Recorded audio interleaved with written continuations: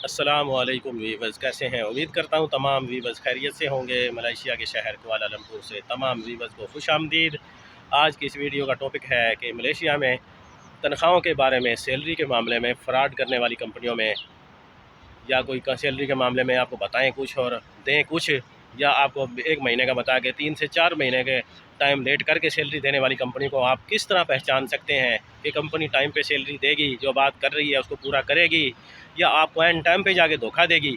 तो आप उसको किस तरह से पहचान सकते हैं, ये आज की वीडियो का टॉपिक है। अगर आपने अभी तक मेरे इस चैनल को सब्सक्राइब नहीं किया तो कर लें, ताकि आने वाले वीडियो के लेटेस्ट नोटिफिकेशन और मुकम्मल इन्फॉर्मेशन आपको वक्त पर मिल सकें।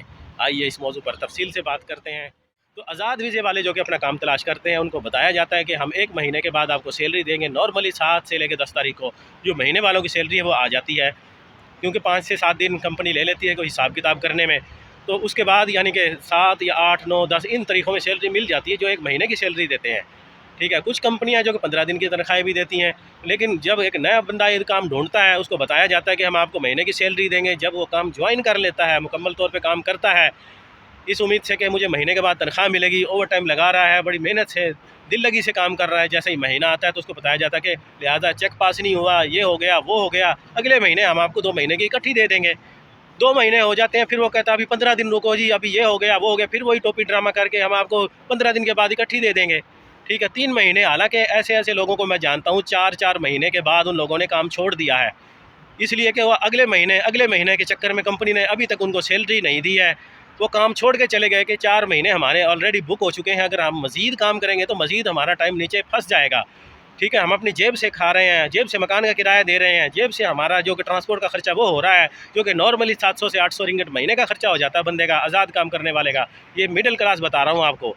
ठीक है, तो यानी कि कंपनी 4 महीने से सैलरी नहीं दी, हम तो 3500 रिंगट अपनी जेब से खा गए हैं। लिहाजा हम अब आगे काम नहीं करना चाहते। अगर आप पिछला हमारा हिसाब क्लियर करते हैं तो हम काम पे आएंगे, वरना हमारी तरफ से काम की बस हो गई है, हम नहीं करना चाहते। तो इस तरह से अगर आपके साथ कोई कंपनी इस तरह करे तो आप उससे किस तरह पहचान सकते हैं?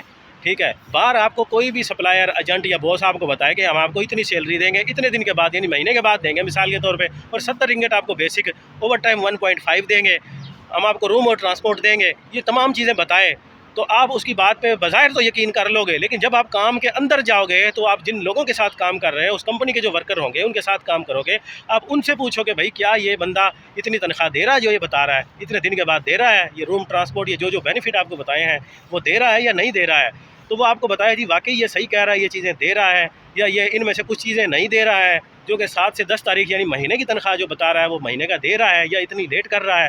तो आप उनसे वेरिफिकेशन करें मुकम्मल तौर पर। ठीक है, अगर वो बिल्कुल सही कह दें तो फिर तो आपको एक उम्मीद बढ़ जाएगी और आपको यकीन भी करना चाहिए। और ये पूछना आपने सिर्फ 1 या 2 बंदे से नहीं है। कुछ लोग ऐसे होते हैं जो कि आपको सही मालूमात नहीं देते। आप कम से कम को 5 से 8 बंदों को पूछें। 5, 6, 7 बंदों को जब आप पूछेंगे तो फिर आप कैलकुलेशन करें कि मैंने तो इतने बंदों से इस मौजू पे बात की है कि कितने दिन में सैलरी मिलती है, क्या बेनिफिट मिलते हैं, ओवर टाइम 1.5 या 1.5, बेसिक कितनी होती है, मुझे तो इतना बताया गया है। बल्कि आप पहले उनसे पूछें, अपना ना बताएं कि मेरी इतनी है।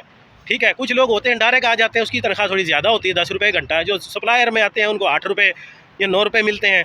तो इस तरह जब आप ज़्यादा लोगों से पूछेंगे, मिसाल के तौर पर आपने 8 लोगों से पूछा, 5 से 6 लोगों ने आपको जो बताया कि ये इस तरह है, वक्त पर सैलरी नहीं देती है, तो वो हतमी राय होगी। आप उस तरीके से अपना फैसला कर लें कि आप 3 से 4 महीने बर्दाश्त कर सकते हैं या नहीं अपनी जेब से। अगर नहीं कर सकते तो वक्त से पहले काम छोड़कर अपना और काम ढूंढ लें जो कि आपको वक्त पर पैसे दे।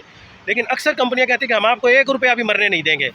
लोग भी काम करने वाले आपके साथ वाले बताएंगे आपका 1 सेंट भी यानी 1 पैसा भी मरेगा नहीं। भाई पैसा नहीं मरेगा।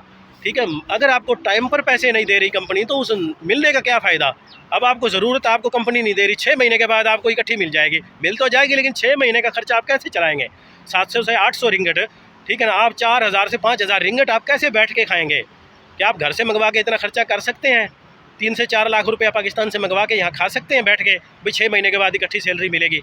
अगर आप ऐसा कर सकते हैं तो फिर तो ठीक है, इस उम्मीद पे लगे रहें कि मेरा 1 रुपया भी मरेगा नहीं। मरना ये इतनी टेंशन नहीं है जितनी टेंशन ये है कि टाइम पे ना मिलना। ठीक है, जिस जो सैलरी मारती है कंपनी उसमें तो लोग काम ही नहीं करते। वो कहते हैं भाई हमें नहीं चाहिए, आप हमें 10 या 20 रुपये घंटा भी दोगे तो हम काम नहीं करेंगे। लेकिन जो वक्त पर सैलरी दे, बेशक आपको 10 की बजाय 8 रुपये घंटा भी दे देना, 2 रुपये कम लेना वो मुनासिब है, लेकिन वक्त पे पैसे मिले तो आपको भी पता है कि मेरा इतना खर्चा है, इतनी मेरी बचत, आपके घर वाले भी आप पे डिपेंडेंट होंगे जिन्होंने आपको इतना पैसा लगा के भेजा है।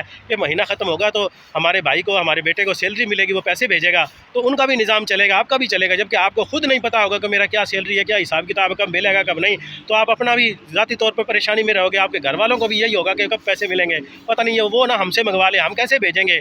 क्योंकि एक जो कि अच्छा आदमी होता है, यानी पैसों के हिसाब से बिजनेसमैन या ज़्यादा पैसे कमाने वाला, जिसके पास अच्छे खासे पैसे हैं, वो तो आता ही नहीं है बाहर काम करने के लिए, तो आता ही मजदूर बंदा है ना। अगर वो भी इधर आके परेशानी का शिकार है, घर से मंगवा के खा रहा है, तो फिर यहाँ आने का फ़ायदा क्या परदेश में, यहाँ से मतलब मलेशिया, दुबई, सऊदीया, कहीं भी आप मजदूरी के लिए जा रहे हो। तो इस तरह से आप अपने काम की वेरीफाई कर सकते हो कि वक्त पर सैलरी मिलती है या नहीं, कंपनी ने जो बताया वो पूरा कर रही है या नहीं। तो अगर आप इसी तरह की मज़ीद जॉब, सैलरी और वीज़ों की मालूमात चाहते हैं तो मेरे चैनल को सब्सक्राइब करें, बेल आइकन को दबाएं ताकि आने वाली वीडियो के लेटेस्ट नोटिफिकेशन आपको बर वक्त मिल सकें। मिलते हैं नेक्स्ट वीडियो में। अल्लाह हाफिज़।